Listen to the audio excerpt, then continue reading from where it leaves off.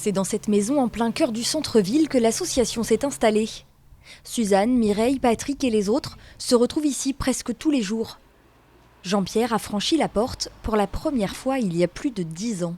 Moi, ça m'a aidé beaucoup de choses parce que avant, je faisais rien du tout. Je me traînais dans les rues. C'était pas une vie pour moi d'aller dans les rues, quoi. Puis j'ai essayé de trouver quelque chose qui pourrait me faire du bien pour travailler, faire des jeux, des machins comme ça, des sorties. Puis il y a une personne qui m'a décidé, tiens, il y a un GEM là, puis faudrait que tu vas voir. Un GEM, un groupe d'entraide mutuelle, dont l'objectif premier est de lutter contre l'isolement des personnes souffrant de troubles psychiatriques, diagnostiqués ou non.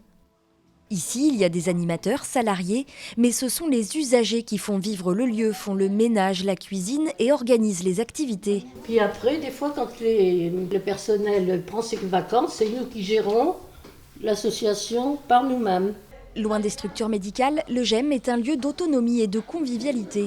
On passe des bons moments là. Bon allez, monsieur, bonne santé à tout le monde. Ici, on parle rarement de maladie. On se contente de s'écouter et de se soutenir. René a découvert le GEM il y a 4 mois. Depuis, il vient tous les jours. Moi, je trouve le réconfort. Parce que moi, j'ai besoin de voir beaucoup de monde. Je ne peux pas rester tout seul chez moi, donc ça me convient tout à fait. Hein, on fait des promenades, on fait des pique-niques, la pétanque, le palais, enfin bon. Et puis il y a des gens sympathiques, c'est tout. Depuis le décès de son mari, Suzanne ressentait une solitude immense. L'association, dont elle est aujourd'hui secrétaire adjointe, lui a, selon ses propres mots, sauvé la vie. C'est vrai, mais je parle au sens propre, hein, pas au sens figuré. Parce que je me sentais mourir. Quand mon mari est décédé, j'avais rencontré Mireille et puis elle m'a dit viens au GEM, viens au GEM. Puis quand j'ai franchi le pas, après, je me suis sentie revivre. Puis je suis toujours vivante.